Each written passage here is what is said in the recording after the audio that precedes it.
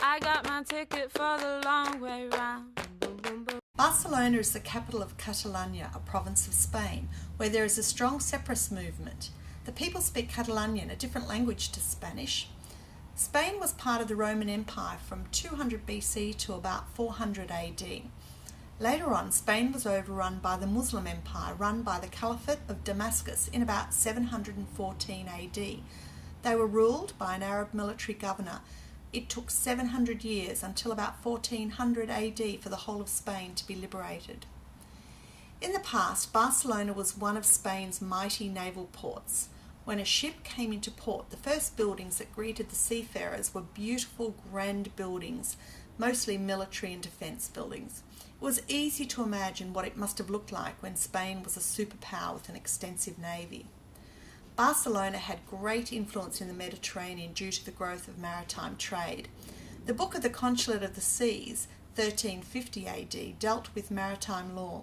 It covered such things as rights to boats, rights to sea routes and harbours, the salaries of sailors, insurance, shipwrecks, relationships between merchants and ship owners, and much more.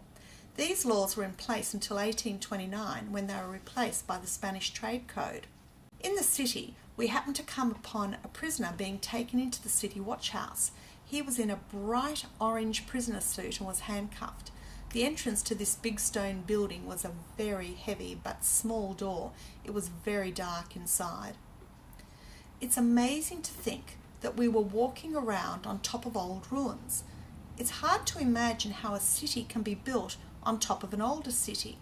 But in fact, in Barcelona, you can go down and visit the ruins of city built upon city underneath Barcelona today. So many laws seem to be ignored. We saw people leaning against the door of the train as we travelled, and a woman had a smallish dog in a bag on the train. What amazed us was that so many people walked around the city with their dogs. They were not even all on leads. The dogs would do their business wherever they liked, and the owners would just keep walking. There were buskers everywhere. It was wonderful to be serenaded on the trains. We heard some very talented piano accordionists. We felt obligated to pay them, of course. Parts of Barcelona reminded us of Melbourne, particularly going down St Kilda Road with wide, tree-lined streets with old buildings along each side.